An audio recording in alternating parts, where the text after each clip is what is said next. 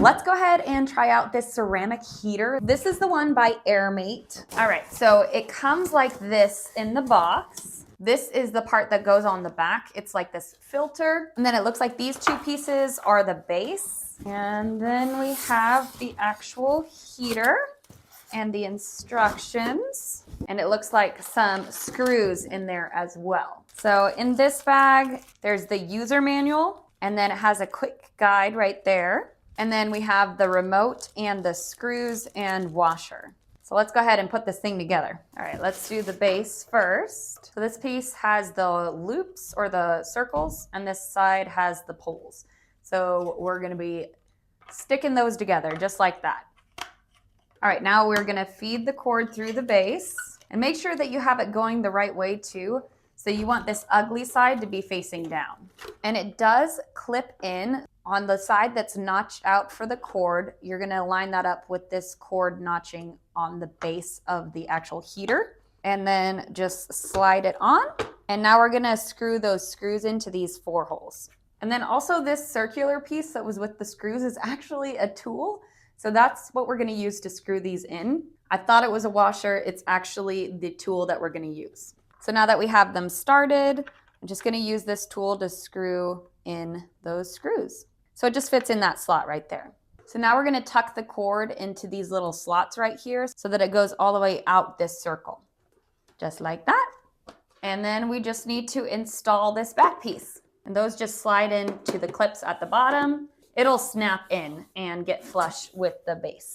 And that'll make it easier to clean later on when this gets all dusty. And it does have this nice carrying spot right here. And you can also just slip that remote in just in that area. Makes it easy for storage. It's just super nice. I like that the remote has somewhere to go.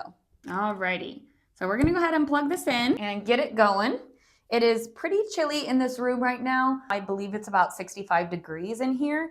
So we're gonna go ahead and turn this on. So on here we have the power button right here, the mode button right here, and that's also on the actual heater right above the power button. We have the plus and minus buttons, which can increase or decrease the temperature or the time. Then we have our oscillation button right there as well, our timer button, and then the lock, and then also the child lock button right here as well.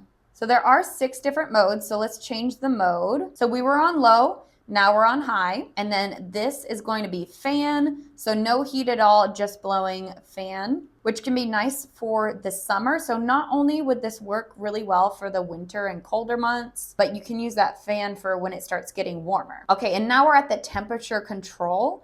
So it'll stay at that temperature until the room you're in reaches that specific temperature. So I have it set to 75. So once it reaches that, it will go down to a low speed. It won't turn off, but it'll go down to the low speed. And then if it ever gets colder than that 75 degrees, it's gonna turn it back on and get it back up to that 75-degree temperature. And then we have eco mode, that's power saving. So for the power saving function, it works at high speed for the first hour, then switches between low and high speed every half hour after that. And then lastly, we have the sleep mode as indicated by that little moon. So this is actually really cool. There's different temperatures for different times of the night. So when you turn it on, it's going to have the falling asleep function first, which will be for 3 hours at 95 degrees Fahrenheit. And then it's going to switch to light sleep and lower the temp to 82 degrees.